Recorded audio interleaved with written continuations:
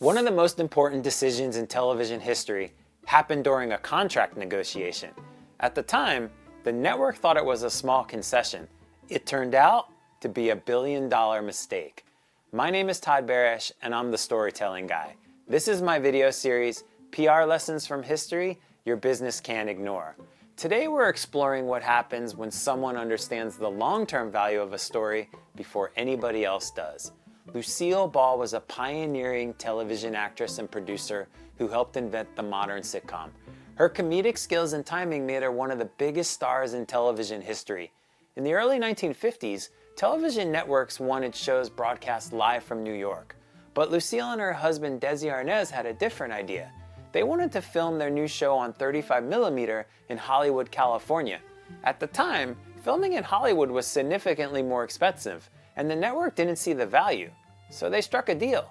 Lucy and Desi agreed to take a pay cut in exchange for ownership of the filmed episodes.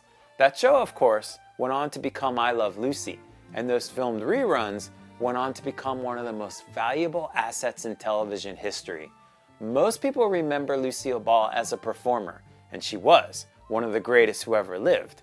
But the decision that changed television history wasn't made on camera. It was made in a negotiation room by two people who understood something others in that room didn't. The long-term value of a story often depends on who controls it. So here's the lesson. Visibility matters, but ownership matters more. Anyone can get attention, but if you don't control your narrative, your platform, or your audience, eventually someone else will.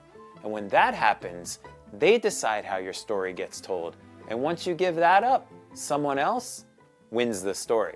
In my next episode, we look at a modern political leader named Jacinda Ardern, who showed the world how communication can build trust during a national crisis, and why clarity and empathy can be more powerful than authority.